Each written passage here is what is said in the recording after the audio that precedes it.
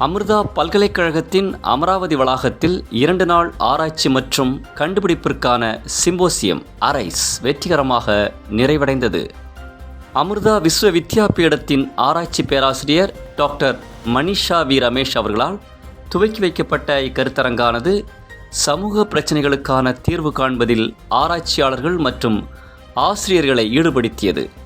Mangalagiri AIIMS மருத்துவமனையைச் சேர்ந்த குழந்தைகள் அறுவை சிகிச்சை டீன் மற்றும் பேராசிரியர் டாக்டர் தீப்தி வெபகும்மா தலைமையில் நடைபெற்ற இந்நிகழ்வில் திருப்பதியின் ஐஐடி பேராசிரியர் மற்றும் இயக்குனர் டாக்டர் KN சத்யநாராயணா, பெங்களூரு விப்ரோ நிறுவனத்தின் ஸ்ரீ சஞ்சீவ் ஜெயின் மற்றும் பஃபலோ பல்கலைக்கழகத்தின் ஆராய்ச்சி மற்றும் பொருளாதார மேம்பாட்டிற்கான துணை முதல்வர் டாக்டர் வேணு கோவிந்தராஜு ஆகியோர் கலந்து கொண்டு சிறப்பித்தனர். இந்நிகழ்வில் சுமார் 60 பங்கேற்பாளர்கள் நிலையான வளர்ச்சி மற்றும் சமூக நலனுக்கான AI குறித்து கலந்துரையாடினர். இதில் ஆரோக்கியம், அறிவு, நிலைத்தன்மை ஆகியவற்றுடன் கூடிய சமூகங்கள் மற்றும் ஞானம், விழிப்புணர்வு, ஒற்றுமை குறித்த வாழ்க்கைக்கான கல்வி ஆகியவை வலியுறுத்தப்பட்டது.